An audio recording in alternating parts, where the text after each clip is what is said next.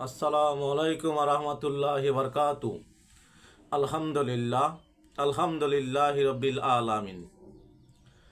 সম্মানিত বিওয়াস, মহান আল্লাহ তালার দরবারে লাখো কোটি শুক্রিয়া যে মহান আল্লাহ তালা আমাকে মুসলমান পিতামাতার ঘরে আখিরি নবীর শ্রেষ্ঠ নবীর উম্মত করে এ দরাতে পাঠিয়েছেন। তাই আসুন সকলে শুক্রিয়া তান একবার বলি আলহামদুলিল্লাহ। লাখো কোটি দুরুদ ও সালাম মানবতার দূত, উম্মতের কান্ডারি, সাফায়াতকারী, হাউজে কাউসারে পানি পিলানকারী রসুলে পাক সাল্লাল্লাহু আলাইহি সাল্লামের উপর। সম্মানিত বিওয়াস, আমি গুনাহগার, আপনাদের সামনে দুই চারটি কথা বলার সুযোগ পেয়েছি পিতামাতার দোয়া, মহান আল্লাহ তাআলার অশেষ রহমতে। তাই মহান আল্লাহ তাআলার দরবারে আমি আবার শুকরিয়া করি আলহামদুলিল্লাহ। মহান আল্লাহ তাআলার মনোনীত ধর্ম হচ্ছে ইসলাম, শান্তির ধর্ম হচ্ছে ইসলাম, মানবতার ধর্ম হচ্ছে ইসলাম। ইসলাম সম্বন্ধে জানার শেষ নাই। তাই তো বলে কবি বলে, জন্ম থেকে মৃত্যু পর্যন্ত শিক্ষার শেষ নাই। তাই আসুন আমরা নিজে শিখব, অপরকে শিখাবো। প্রতিটা মুসলমানের জন্য দিন শিক্ষা করা ফরজ এবং বালেগ হওয়ার পরে নামাজ পড়া ফরজ। 5 ওয়াক্ত নামাজ আল্লাহর হুকুম।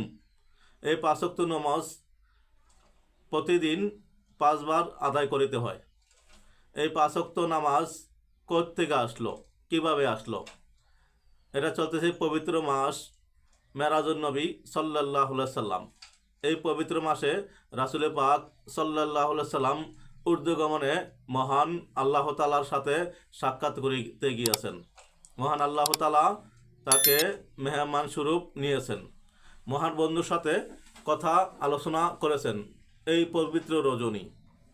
তাই তো কিতাবে পেয়ে থাকি হযরতে আলী রাদিয়াল্লাহু আনহু 4টি রজনী গুরুত্ব সহকারে আমল করিতেন। সেই 4টি রজনী কোন রজনী? পবিত্র মেরাজের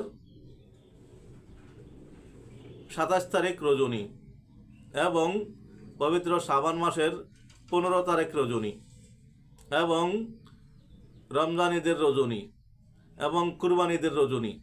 এই 4টি রজনী মহান আল্লাহ তাআলা দোয়া কবুল করে থাকেন, বান্দার দোয়া ফেরত দেন না। তাই আসুন আমরা এই 4টি রজনী আমরা আমল করি। সম্মানিত বিওয়াস, আমি গুনাহগার, একটি চ্যানেলের মাধ্যমে আপনাদের সামনে 2-4টি কথা বলি। যদি কথায় কোনো ভুল হয়ে থাকে ক্ষমার দৃষ্টিতে দেখবেন।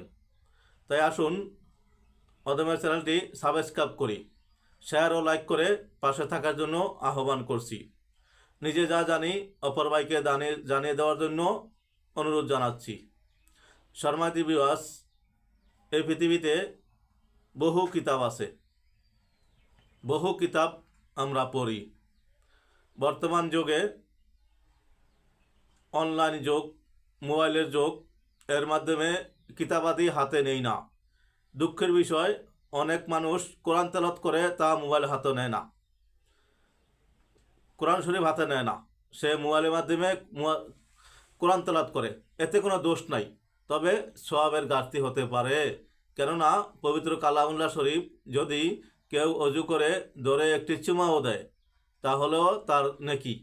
এবং হাদিসে পাকে আসছে, কেউ যদি আল্লাহ তাআলাকে দেখতে চায় সে যেন পবিত্র কালামুল্লাহ শরীফের আয়াতগুলো দেখে। সুবহানাল্লাহ। এরকম একটা ইতিহাসও পেয়েছি। এক লোক কাঠুরে অথবা অন্য কাজ করত, সেই লোক জান্নাতি হয়ে গেছে। কি কারণে? সে কোরআন তেলাওয়াত করতে পারতো না। সে দিন শেষে রাত্রে অজু করে কোরআন তেলাওয়াতটা খুলে দেখে দেখে চোখের ভারি ফালাইতো। এই কারণে মহান আল্লাহ তাআলা অতি পছন্দ করেছেন।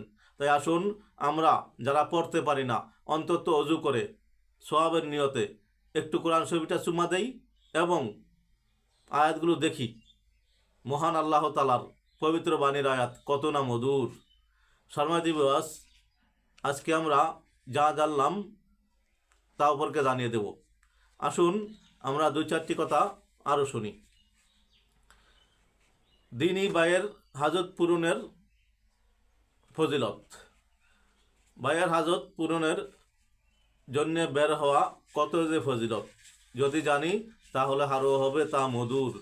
যে ব্যক্তি তার ভাইয়ের প্রয়োজন পূরণে অগ্রসর হয় এবং সেখানে গিয়ে পৌঁছে, এটা তার 10 বছরের ইত্তিকাফ করা থেকে উত্তম হবে। সোয়াবুল ইমান।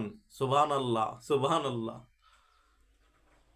অন্য হাদিসে আসছে, যে ব্যক্তি তার মুসলিম ভাইয়ের প্রয়োজন পূরণ করার জন্যে পায়ে হেঁটে যায়, আল্লাহ তাআলা তাকে প্রত্যেক কদমে 70টি প্রতিদান বা নেকি দান করবেন। আল মুজামুল আওসাত।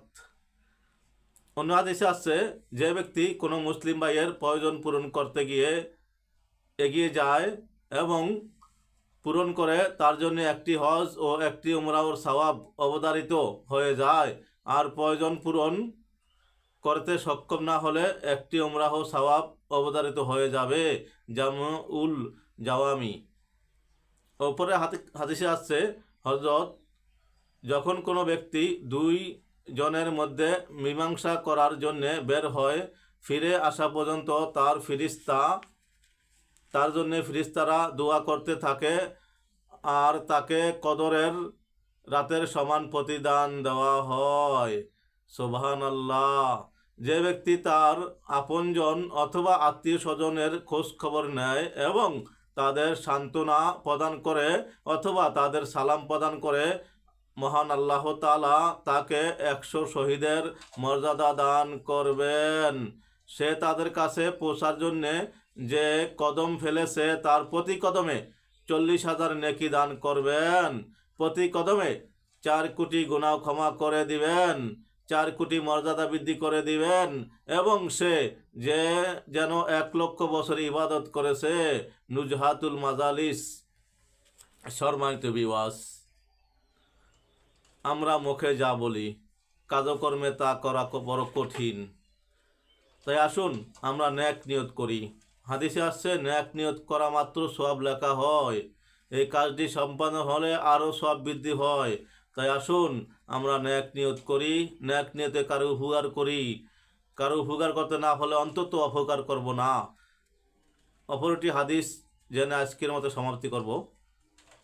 হাদিসে আসছে, যদি কেউ তার ভাইয়ের সাক্ষাৎ করতে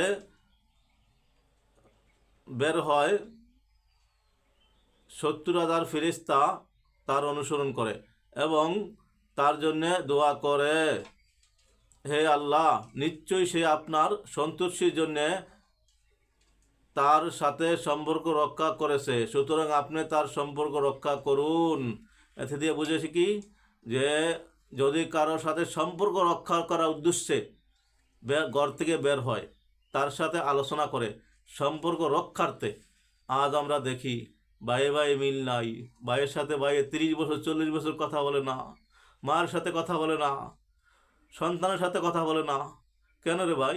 আমরা তো আজীবন থাকবো না দুনিয়ায়, এই ক্ষণস্থায়ী দুনিয়ায়। কেন রেগে যাব? একটি প্রবাদে পেয়েছি, রেগে গেলেন তো হেরে গেলেন। এই প্রবাদটি আমি দেখেছি, যতবার রাগ করছি ততবার হেরেছি। তাই আসুন আমরা ভাইয়ে মিলেমিশে চলি, সকল মুসলমানকে ভালোবাসি, একে অপরকে ভাই হয়ে কাজ করি। হাদিসে পাকে আসছে, প্রতিবেশীর হক রক্ষা করা অনেক ফজিলত। প্রতিবেশী আমাদের কাছে হক পাও না।